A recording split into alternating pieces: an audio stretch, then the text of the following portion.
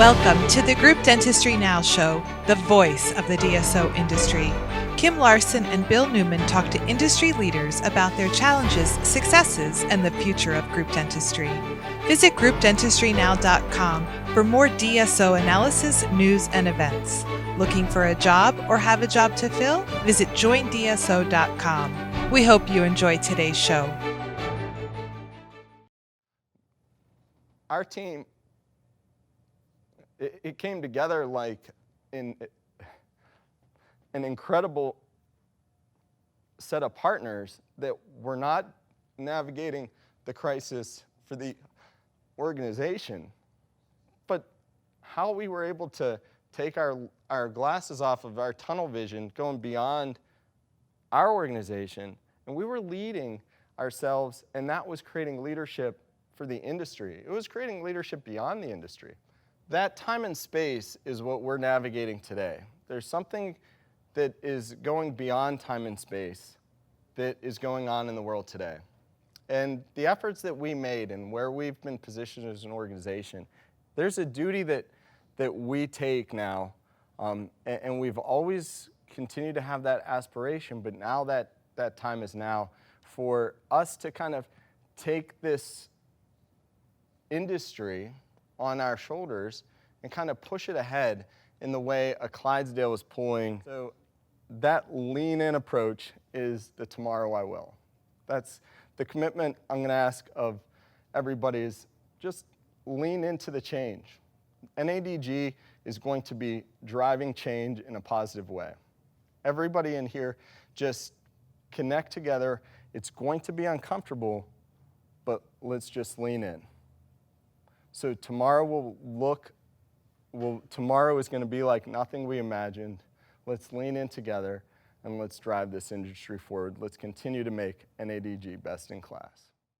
I'm committed to being a champion for change here within the organization. And I'm asking all of you as partners and leaders to also be committed to this change, because this is once in a lifetime opportunity to really step out there, lean in, and do what we can to be our very best for humanity, for people, for our own organization, and then be an example to the industry and drive the industry forward. Where we've been is puny in comparison to what we're capable of and what we can do. And why do we keep talking about wanting to go back to normal when we've just started this journey for exceptional patient care that's hardly memorable in comparison to what we're capable of being if we take it seriously? And I've mentioned ripe and rotting now twice, and what I mean by that is we're either ripe and rotting or we're green and growing. And as an organization, a real simple analogy that a mentor of mine gave me one time, I mean, here's the banana, it's yellow and turning brown, and this thing is about a day away from being thrown out, maybe 2 at best. And then, here's the green and growing banana. If this was still on a tree, it has a long way to go. And so, I use these props today to just hopefully, so when you leave and think, where are we? Are we ripe and rotting, and are we resisting change and saying, hey, that's how I did it. It works. Like, don't challenge it. Like, leave me alone. Kind of let me do my thing. If you're saying that a lot, then you're ripe and rotten. Like, you figured it all out. You know what you're doing, and there's nowhere left to go. But if you're identifying as green and growing, you're open to change. You're open to evolution. You recognize you have a ways to go. And I want to always stay green and growing. I don't want to get ripe and rotten. The minute I figured it all out, and the minute I can tell everybody, I got this, that's a problem. That's when my leadership ceases to move us forward as an organization, and that's not where I want to be. I'd like to welcome everyone to the Group Dentistry Now Show. I'm Bill Neumann, and we've got 2 guests here today I'm proud to have on the show. They've had a lot going on, and a lot of news wrapped around their organization in the past year and a half with the tremendous growth and some awards that the CEO has won. So I'd like to welcome Ken Cooper from North American Dental Group and Dr. Andrew Matta. Thanks, gentlemen, for joining me today. Glad to be here. Thank you. So we've got a lot to cover here, and so I think most of our audience probably knows North American Dental Group and probably knows Dr. Matta and Ken, but just in case you don't, we're going to give you a little background on both of these gentlemen, and then they're going to give us a little insight on how they went from one location in 2008 to currently 242, give or take a couple of locations currently. So first off, Ken Cooper, and they're both co-founders, by the way, of North American Dental Group. Ken Cooper is the Chief Executive Officer. His background is in finance and marketing. He co-founded North American with one practice, like I mentioned, in Youngstown, Ohio, back in 2008, so only 12 years ago. As CEO, he is responsible for NADG's overall day-to-day business and growth opportunities. He has been hailed as one of America's top CEOs for the handling of the COVID-19 pandemic, and we'll talk about that. That was a recent award he won, so congrats. The other co-founder is with us, Dr. Andrew Matta. He is the Chief Medical Officer and a practicing dentist. Dr. Matta continues to practice in Newcastle, PA, which I think is where he is today. As North American Dental Group's Chief Medical Officer, he leads the Dental Advisory Board, which sets clinical standards for NADG doctors and team members. Dr. Matta also serves on the Pennsylvania State Dental Board. So I'll let one of you or both of you just give us a little bit of a rundown of the journey. It can be the condensed version from one practice in Youngstown, Ohio in 2008 to 242 in 20 states today. Andrew, you want me to start and you can fill in some blanks along the way? Yeah. So again, it's been a tremendous journey, but to your point, in 2008, really stepped in and started supporting the first practice. It was actually in Canfield, Ohio, which is a suburb of Youngstown, Ohio. I think back then the strategy was, very similar to some of our peers. We were looking at single practice affiliation. Within a couple years, we'd grown it up to 12, 15 or so locations. That's when Andrew and I really formalized our partnership and really had a very clear vision for separating the support services from the clinical side, and Andrew again leading all of the clinical initiatives and just being a great partner to all of our providers and doctors, and allowed me to really focus on finding the right new opportunities to grow the business. And one of our mantras, I think it's pretty well known at this point, is very culture focused organization. And so as we started scaling the business beyond those first 12, 15 locations, what we learned in those early days was it was really all about the partner, the future partner. We made some early decisions to not do buyouts, to really focus on affiliations and partnerships, and to help those entrepreneurial doctors and then eventually groups empower them to grow under their vision, mission, and purpose in those respective regions and markets. And so around 2012, we kind of left that single affiliation model, although we still do many single affiliations, but we really moved into what is a group affiliation model. So today we sit as the leader in the US of group affiliations. We do more group affiliations than any other DSO. And what I mean by that is we typically look for and partner with a group founder in a new territory or region where they have successfully scaled their business up to kind of where we started, 10, 15, 20 locations. And rather than have them build that big, central infrastructure that we've built over the years, we let them plug into that infrastructure and then really become a capital source and a best practices partner through Andrew on the clinical side and through us on the administrative side. And I think in 2012, we did our first group deal with Dr. Alp Choksi in Toledo, Corner Dental. I mean, just a great partner, a great human. We're friends, colleagues, brothers, all of the above. And that really proved out that group affiliation model. It certainly has its nuances around transitions and integrations, much larger than a single affiliation. So there's more complexity to that.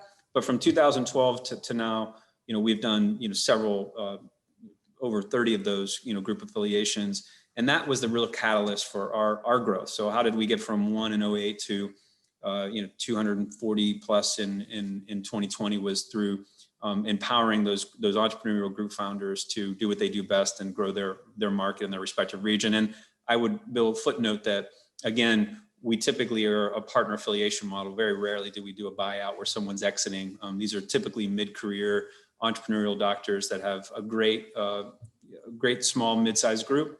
And we really just focus on empowering them to multiply that effort. And again, the number one thing we look for is culture. So that's a bit of our story. There's a whole bunch of nuances in there around centralization versus decentral and how we came to those decisions. But ultimately, we're a fully centralized support service for these group founders at this point. And Andrew, please feel free to add into that. Yeah, no, I think you summed it well. And I would just kind of use the word partnership again. The collaboration between the business and the clinical side from our early days. I mean, Ken and I spent a lot of time really establishing those philosophies. And we truly believe that, there's sometimes a tension in healthcare between those two sides of the coin. And we look at it as a partnership. And when you can have kind of both exist and support one another to understand and not have like a tension or divide, it's going to create a better patient experience. If you're supporting the doctors with some of those administrative, burdens, but also allowing the doctors to partner together. So because we're a partnership model and these doctors, bring their practices in and they're not exiting, everybody comes together, and we'll talk about our advisory board, but, our doctors partner together really well around a mindset of, just standardizing our care, putting best practices, challenging one another to just come up with solutions for the patients and always trying to update and make those improved, day in and day out. So the partnership between the business and then the collaboration among doctors, those are key elements of the company. Excellent. So Ken, I mentioned it earlier in your bio, but again, congratulations. So you were named one of the best CEOs in America by Glassdoor, and really it was in regards to the way you managed the company during the pandemic, which continues on. So let's talk a little bit about that. I mean, I want to say that I remember early on when you and Dr. Matta really came up with that, the whole idea of essential versus non-essential procedures. And we were able to publish that and really kind of help you all get that message out there. And what a great resource. I mean, this was well before ADA seemed to have wrapped their arms around, kind of definitions of what, can and can't be done, or just guidance in general. There was just a lot of question marks of, should we be open? And if we're open, what can we do? So, I mean, you were one of these, voices out there super early on that said, okay, this is what we're telling our offices and our clinicians to do. But let's talk a little bit about, so again, congratulations. Let's talk about why you won the award and really what you did as an organization and then as a CEO to, provide guidance, because it's, nobody could have predicted this.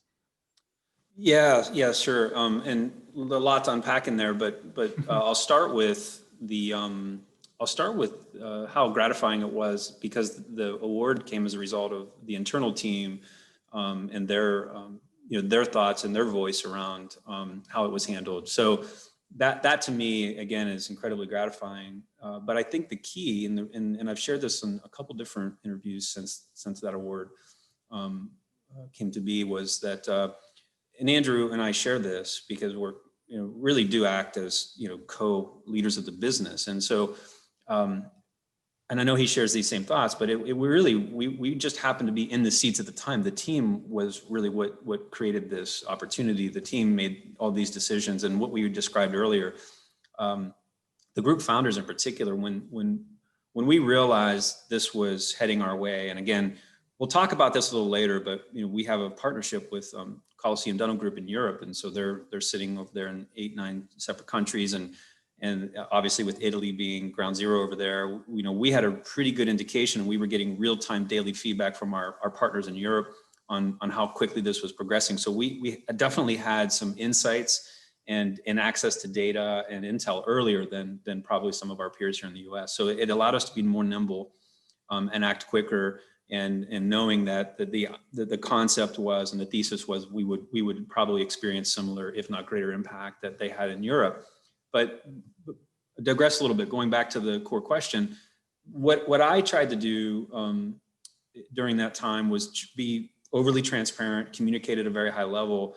And one thing I always talk about, both internally and externally, is just be vulnerable about it. Like, just share my soul with the organization. How do I really feel? How am I processing this? What does this mean for me and my family? And how can I relate and empathize with what I knew our entire team was going through? And again, that I think is what most people respond well to, is they want to know that any leader or one of the leaders in the organization, any of the leaders in the organization, have an understanding of just the humanity of the crisis and how it's affecting families and people in general. And so I just tried to be myself, be genuine about it, and share my thoughts, my honest, open, transparent thoughts, even if that meant saying, I don't know what's coming. I don't know the next step, but we will communicate as soon as we do know. And I think that made a big difference. And Andrew did the same exact thing from a clinical lens. As I was doing that, from a support lens, he was doing that from a clinical lens. And I think when it really accelerated and we were able to put our culture at work was we believe in pay it forward at NADG. We feel we've been incredibly blessed with the growth of this organization, the partnerships we've forged. And so Andrew and I have always said, let's be more of an open source company, and not internally, just internally for our partners that join us, but for our peers at DEO, ADSO, the dental industry itself. And so all I did was say, Andrew, you've got this amazing group of doctors, a ton of industry thought leaders on your board. Why don't you guys really sit down and put together your thoughts on what essential, non-essential means, and anything else you can think of that would help the industry right now, because everyone is in a state of shock. We're not sure left from right. We're getting different guidance from the different states. And why don't you break that down and pull your team together? And that's exactly what they did. They met every day, twice a day for the first 2 weeks and started crafting and creating all of those guidelines.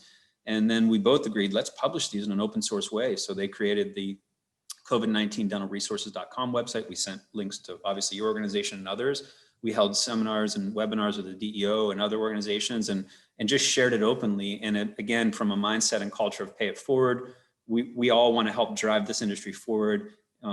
We think it's right for positive disruption. And this was one of the steps that we took. And I will, again, give all the credit to the team and be our group founders and Andrew and the doctors for just really igniting that and putting that out there. I think it was much needed.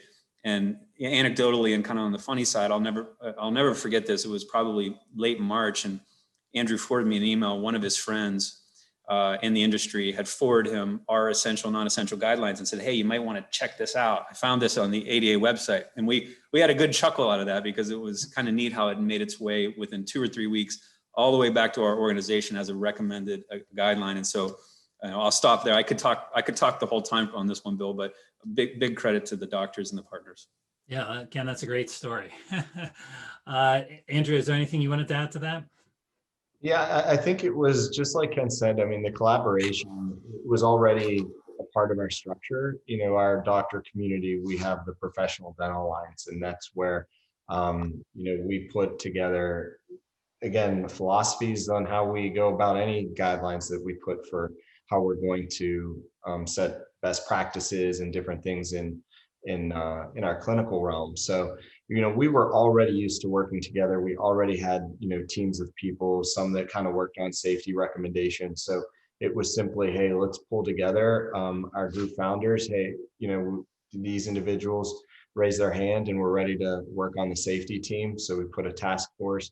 There was what we called the war room. And it was, all right, there's all these different task forces that we put together. And a couple times a day, we brought everybody together: business, administrative support, operational support, clinical task forces that were working.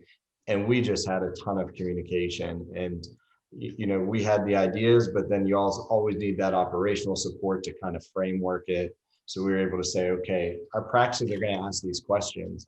If we're going to go to essential care, what does that mean? Governor DeWine in Ohio, we have a large footprint there.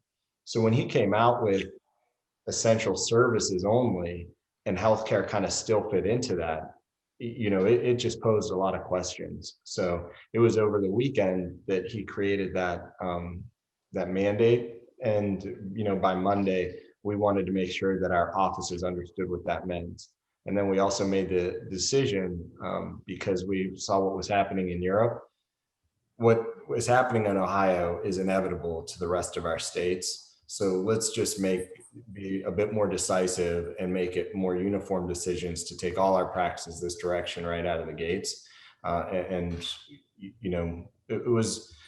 It was great. We had the culture of collaboration, and we were able to, put things together And then what we put and shared for our teams and our doctors, just like Ken said, everybody's going to have these challenges. I had colleagues reaching out to me, hey, what are you doing with this? What are you guys how are you going to navigate it? So I would just, hey, share it with them.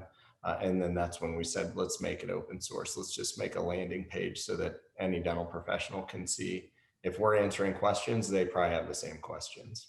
Yeah. Well, great job, guys. And again, congratulations, Ken, on the award.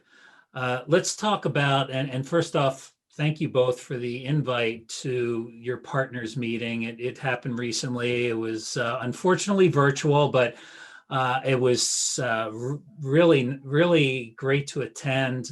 It had the Imagine theme, so John Lennon, little rock and roll there, well produced. So you mentioned it earlier. I think it was you, Dr. Matta, where you talked about you kind of look at they're not affiliations or acquisitions, it's partners. So it's a partners meeting. You do 2 of these a year, typically not virtual, but everything's virtual now. So let's talk a little bit about why the Imagine theme and the meeting. Yeah, sure. I'll go ahead and start again. It was pretty clear to us as we went through the first 90 days of the crisis, that it was a tough, challenging time. And, we weren't alone in that. The entire industry was being affected. But silver linings were really starting to appear. And there were opportunities to look at the business differently. And one of the things we recognized early was that the crisis was actually going to accelerate certain aspects of the dental industry. And where did we want to be in that learning curve and in that execution curve? So, did we want to go back to business as usual? Or were we just going to sit and wait for, what everybody says going back to normal?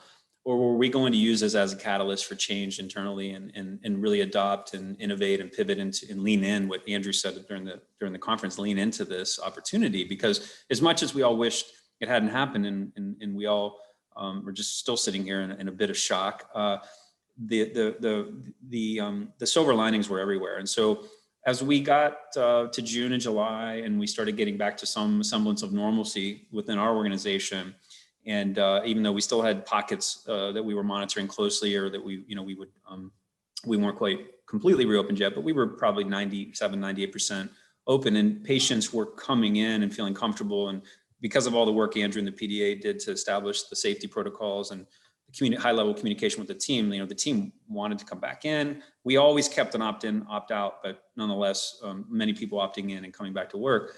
The whole idea of the meeting was, let's imagine what the possibilities are. Let's imagine how we're going to show up in dental industry 2.0 post-COVID. What does this look like for us? What does it mean for us? And what are the challenges we're going to face? And so I actually challenged the organization and the partners during the meeting this year to imagine letting go of the old normal. Like, let's stop wishing things would go back to the old normal, because really, was that better? Or is there an opportunity now to actually improve on patient care, to improve on support services for the doctors providing the patient care? Is there an opportunity here to reimagine ourselves, our business, our leadership, how we show up, how we engage with the patients, and what are the opportunities within that, reimagining our business? And so that was the theme of the meeting.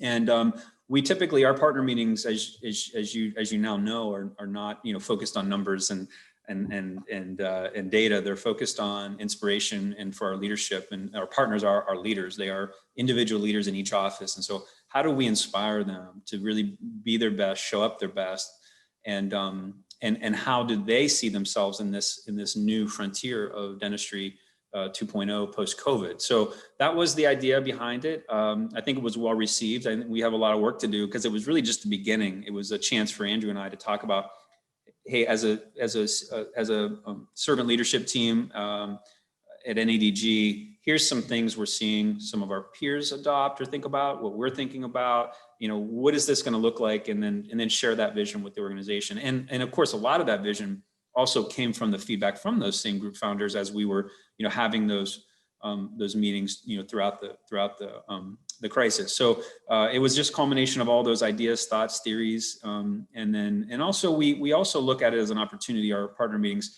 like, what's the social responsibility piece of this? How are we contributing to society, to our communities that we serve? And even with things happening with the racial unrest in the country, like these partner meetings are an opportunity not just to address COVID, post-COVID, but what is our plan for diversity? How are we embracing and leaning into all of these things happening in our country, and being thought leaders in it, and taking this to the next level to create better future generations. So that was the idea, and I think we accomplished it. Again, we have a lot of work to do now, but we put the bar out there of here's the bar. Let's try to hit that. And Andrew, please feel free to add to that. I know I put a lot in there, but I wanted to share all that. Yeah, I think the spotlight that came up during the pandemic that was evident, especially on the medical side or the clinical side of the company, is dentistry is really fragmented, from healthcare.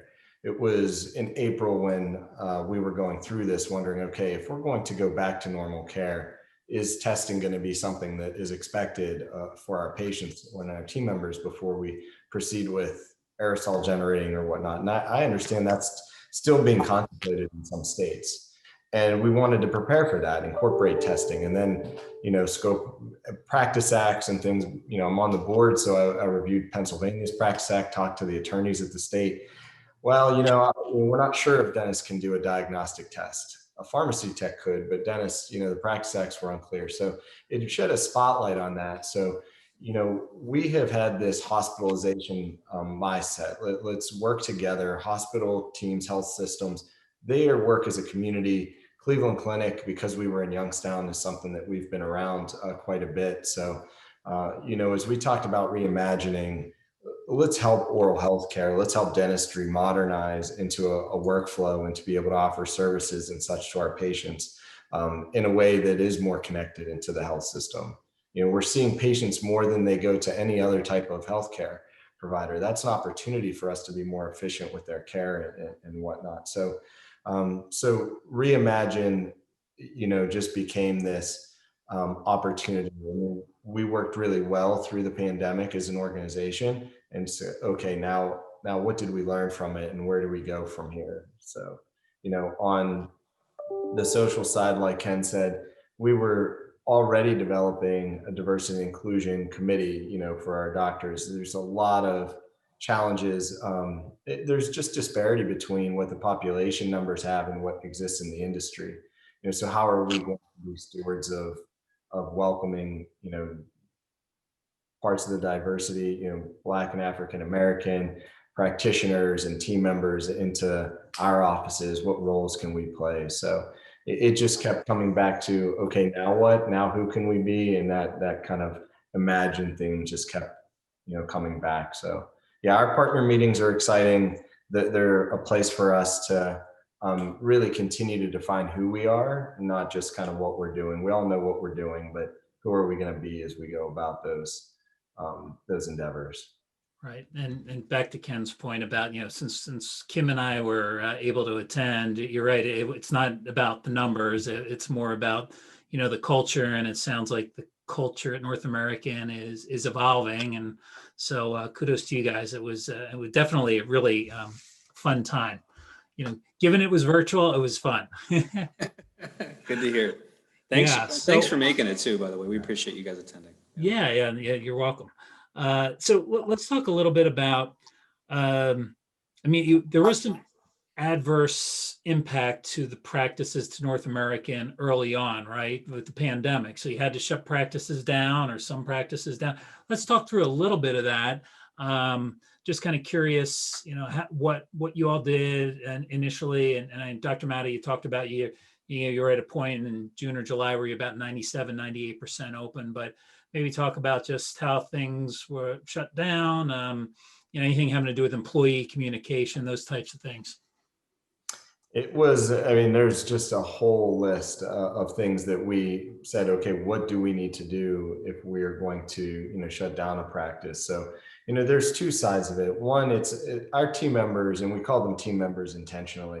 So I'll kind of start with that. We look at our organization as a family, as a community.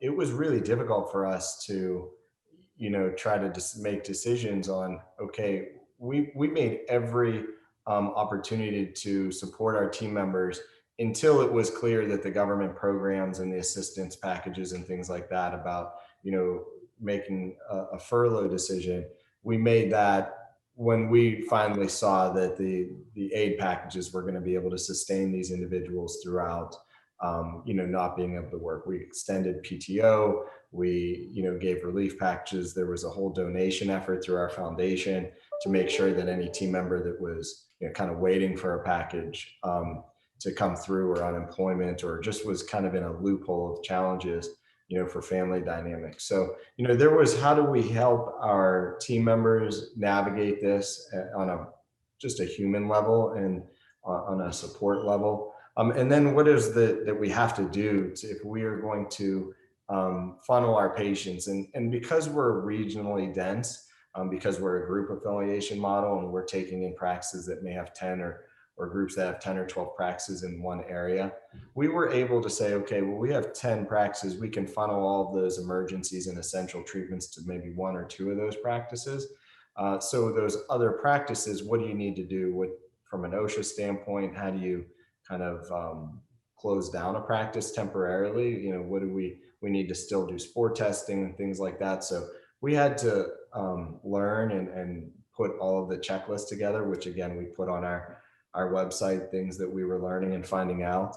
And then reopening a practice. It was one of those that we closed, and then, all right, now we, I think sooner than maybe initially expected, in late April, we're able to start saying, hey, we can start broadening our patients who are coming in, the amount of essential treatments. We're getting to the point where those two practices were at capacity, and then kind of ramping back open as many practices as we could through the month of May and June. And then by mid-June, really had the majority, almost all of our practices reopen. So it was like it was a cycle. It was wind it down, and almost as soon as we did, wind it back up. We were really intentional about what we would be able to do for our team members through that. Having certain team members furloughed and then bringing them back on, retraining them into what the new reality was, all of the safety expectations.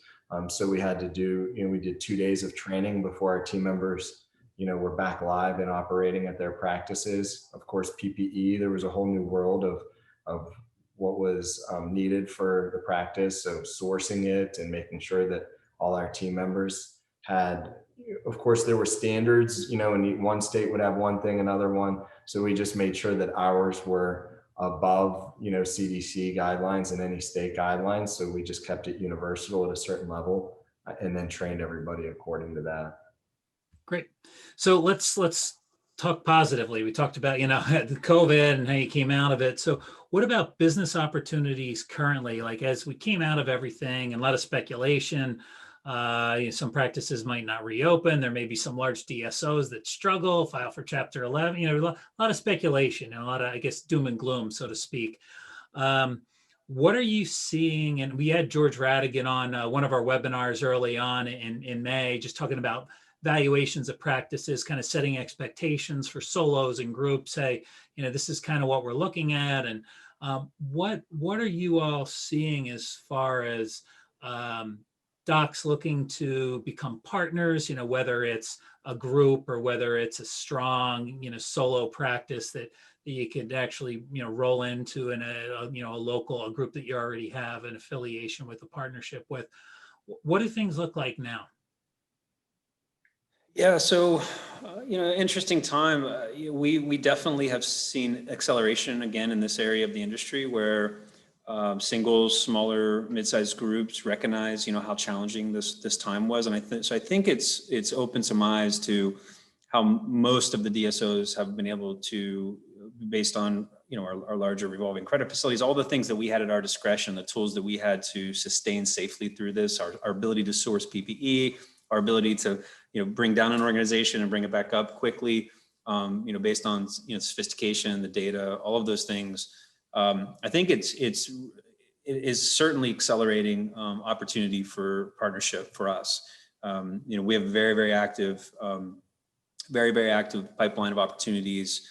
And some of these folks we've been talking to for multiple years, some for multiple weeks, but at the end of the day, the number one filter for us is still who they are as an individual and the culture that they're bringing in, because it's very important to us. So I think we could probably have a record year or two right now.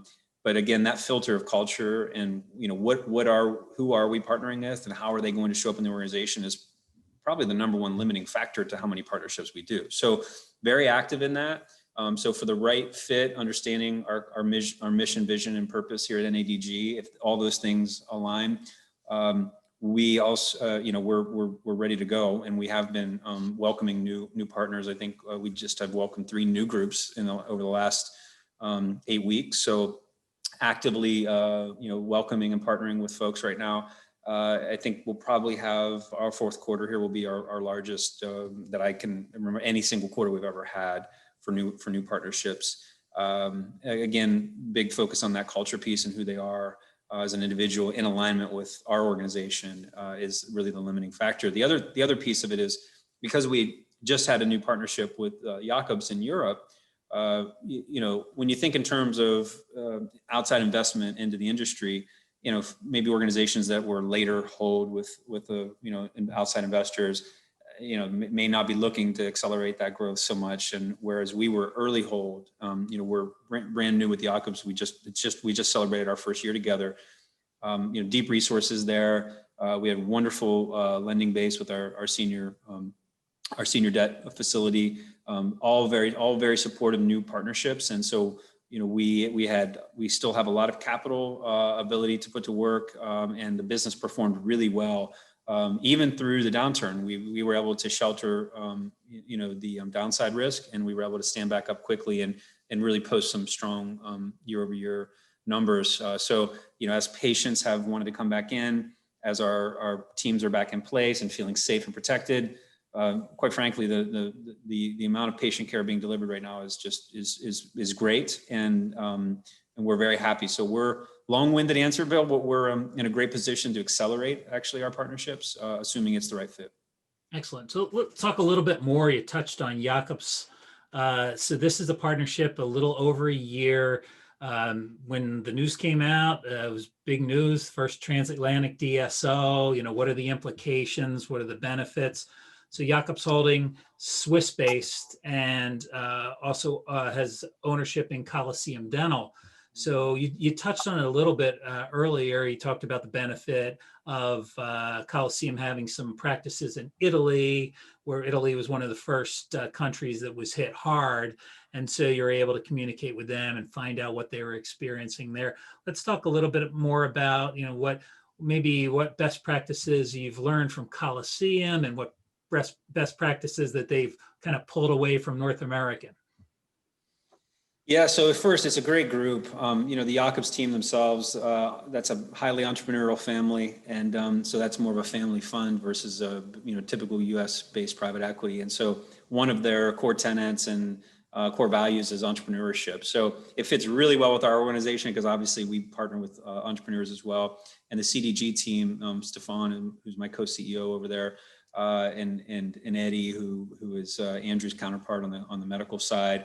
They're just wonderful people, and I would say during the early days of the pandemic, it was invaluable the amount of data, information, the daily calls we could have. So as we were having our war room here in the U.S.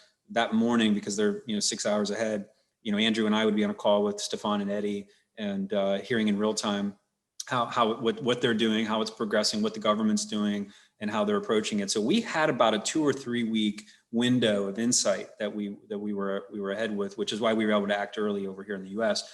But beyond that, we are designed slightly differently. We're centralized support; they're more decentral. So a lot of their leadership is sitting in the country of operation, whereas we have ours more central here in the Pittsburgh market, supporting all of the 16 states that we support. And so different approach to the two markets, but a lot of best practice sharing. And I think one of the things that we're helping them with is, our partnership models, so how to look at these group affiliations through a partnership model versus a buyout model, our path to partnership program for our associate dentists. We have, Andrew and I have always said this for almost 10 years now. We have a fundamental belief that every doctor should have the right to become a partner in this organization. And so, we train on that and we work towards that and we help them we finance that. We make sure that they can become a partner here. And so they're adopting that in Europe. So between our our group affiliation model, partnership model there between our associate path to partnership model. Those are kind of the two big areas that we've been really helping with. And then of course, that's on the support side, what I lead. But on the medical side, what Andrew's done with the Professional Dental Alliance and all of the committees he's set up, he's got the compliance committee, the peer review committee, all of the different committees he has. He's now helping Europe establish all of those same committees over there. And so it's been a really wonderful partnership. They're very open. We do have plans to eventually, merge the two organizations. They're a similar, slightly larger size group than we are. So, I would say collectively, the two organizations are, slightly over, 1.1 billion of annual revenue. And, we see, probably 4 or 5 million patients on an annual basis collectively. And so it's a large organization, both groups growing well and have, very clear mission, vision, values, and very aligned on those mission, vision, and values. So we see huge opportunity as a first global group. And we think that, that again can be a catalyst for helping the entire industry, and kind of as we move into integrated oral healthcare and not, instead of just dentistry, we're both sides are looking at that integrated model, and Andrew and Eddie are leading that charge, and Stefan and I are just trying to support that effort.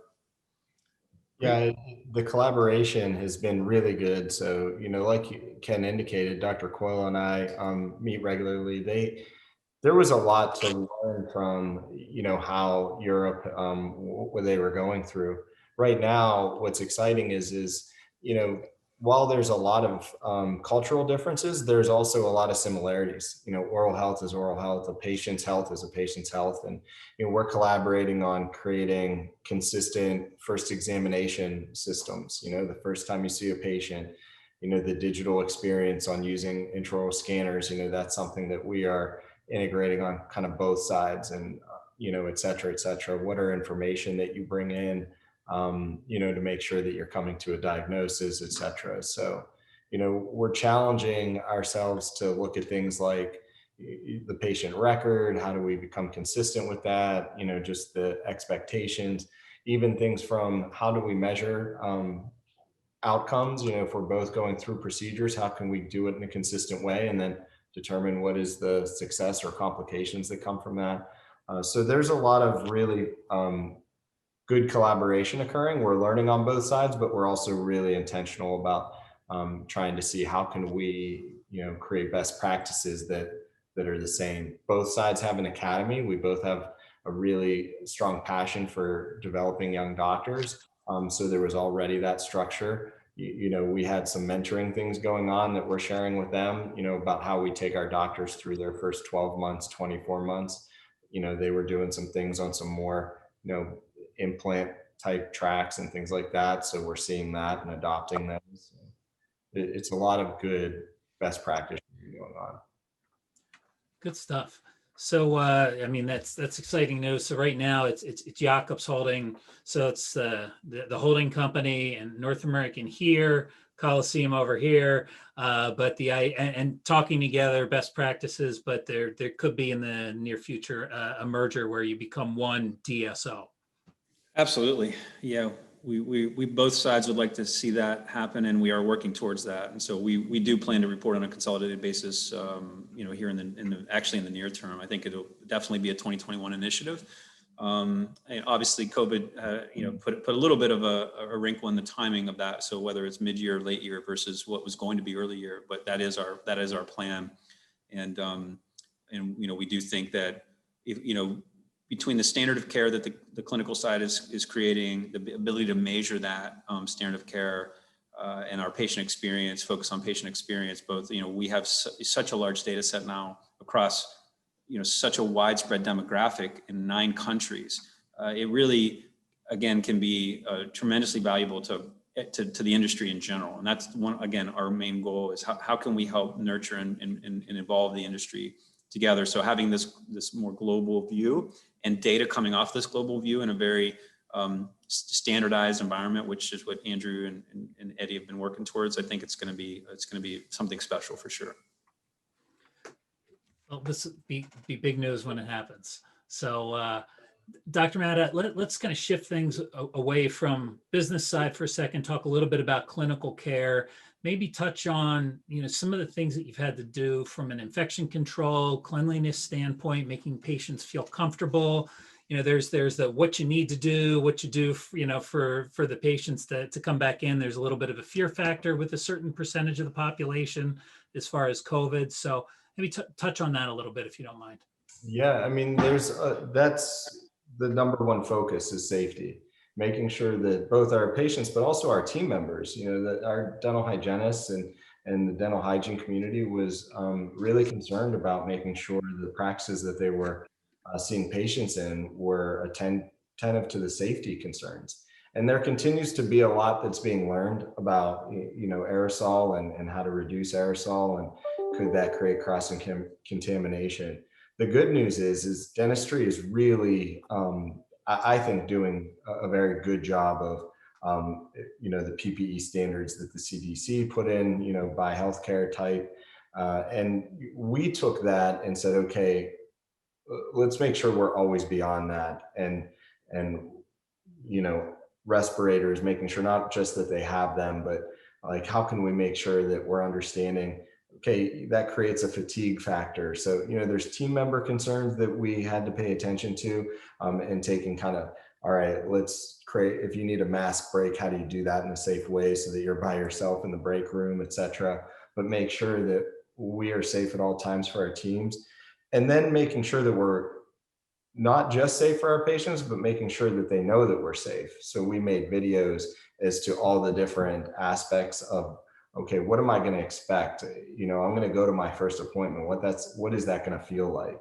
So posting short 30-second videos, more comprehensive videos if they wanted more detail, emailed those to every patient, ahead of their visit.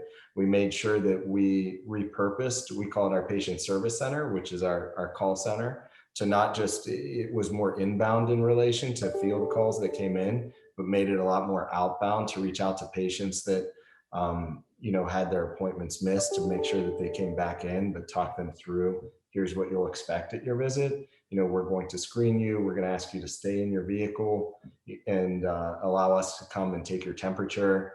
We're going to bring you in, have a certain limit to individuals within the reception area. Make sure that they are not just getting a bib, but a full gown on, for their care. There's the whole list of things that we go through, and make sure that they know this is out of an abundance of caution, and what to expect from, because there was some concerns. Is this dentistry safe? Oh well, wait, there was the World Health Organization put something out like months late, and that created a lot of turmoil. So making sure that we responded to it, we are staying close to the facts, the CDC, et cetera, and just being as proactive and over communicate on safety, and to our team members too. Our team members, they got trained, they got comfortable, I think, really quickly. So asking them, make sure you're sharing that with our patients, et cetera. And I think the country is a little bit fatigued from COVID. They're getting a little bit tired of it, but now that there's the resurgence going on, it's a reminder that we can't let our guard down. So there's a weekly safety message that we put out to our teams. There's an ongoing landing page for them to stay current with it. But yeah, those are a lot of the things that it's a new way to practice. I don't know if that will shift back. I actually am starting to think that it may not. There might just be these new PPE standards that become the norm. We'll see what that looks like in 6 months or so. But for now, it's here, and we need to continue to make sure our safety measures are at the highest level. A great point about the safety measures. It's not just having them, but it's the communication that you have them, and making the patients feel comfortable, and staff. I know there's some staff, some fear factor, whether it was hygienists or assistants or office managers, some that held back, didn't want to come back in, some that may have retired early. So in some cases, you're training this new generation, some dental assistants that maybe were never in a dental office before. And so just really interesting dynamics around it. And I think the communication part almost ties back to your focus and what Ken talked about the culture aspect, right? Because communication is such an important part of the culture of an organization. So good stuff. I've got a couple of last questions for you here, and this is something that I almost think was initially felt like as an industry we were getting closer towards this oral systemic connection, right? That overall, hey, how do we communicate that your oral health is connected to your overall health? And we were doing really well, and then COVID hits, and then it's like, well, we're not essential. It's like, wait a second, if it's connected, it should be essential. So let's talk a little bit about that and how we kind of fight that.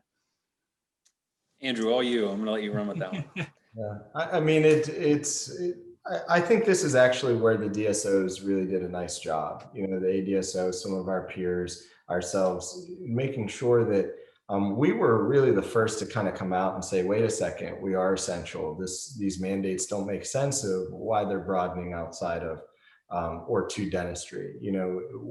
We put out this essential, non-essential guideline, but that was just to answer and create some initial guidance. But at the end of the day, it's really hard to say that any disease should not be addressed, right? Maybe it's not at some emergency situation, but the less you handle on the front end, the more that you're going to burden an emergency room. And then, okay, now we do realize that COVID actually has higher risk in patients with, periodontal issues and things like that. So oral healthcare is exactly that. It's a part of healthcare, and dentistry, even the name, it focuses on the tooth and things like that. The profession started to really, expand to, the entire periodontal situation, et cetera. But this is one of those things that, we can't talk enough about. And it's also what kind of reverts back to modernizing oral healthcare, et cetera. That is a huge component of what we're passionate about. But, there was other DSOs that I thought did a great job of hosting webinars and trainings and connect with cardiologists and things to continue the conversation on oral health care and how it really has a direct link to systemic disease from cardiac health to mental health, et cetera. Excellent. So any last points? We've covered quite a bit here, and I appreciate both of you, Dr. Matta and Ken, taking some time today with me and the Group Dentistry Now audience. I'll let you both have a final word before we sign off. Yeah, well, first, thank you, Bill. It's been our pleasure to be here. I would just say, to, all the folks listening, it's, have a great fourth quarter, stay vigilant around safety, high communication to your teams. We are open source organization over here. If anybody needs any assistance, help, guidance, any of that, please feel free to reach out. We really do see ourselves as a part of an industry resource and playing an active role in helping to educate and help small emerging, mid-sized groups and not for any expectation other than just to be there. We were that size one, day two. We remember that not that long ago. We know the challenges. And so, I would just put out there that Andrew and I, our entire team, we welcome interaction, collaboration, and, we just see ourselves as a part of this wonderful, emerging, growing industry of oral healthcare. Yeah, Bill, thank you very much for both attending our partner meeting and getting to know us and really our culture and who we're about. Group Dentistry Now is a great publication and podcast, and appreciate everything that you are doing to just bring these conversations to light. So thanks for having us. Yeah, thanks, Dr. Matta, and thanks, Ken. And yeah, to your point, it's a great industry. It's dynamic. It's ever changing. It's fun to be a part of it. So we'll have you on next time once that merger is complete and you're at 200 and over 40 plus practices in 25 states. Right. All right. Thanks, guys. Thanks, everybody, for listening and watching. Until next time, I'm Bill Neumann. The Group Dentistry Now Show has listeners across North and South America, Europe, Asia, and Australia. If you like our show, subscribe today and please tell your colleagues about us.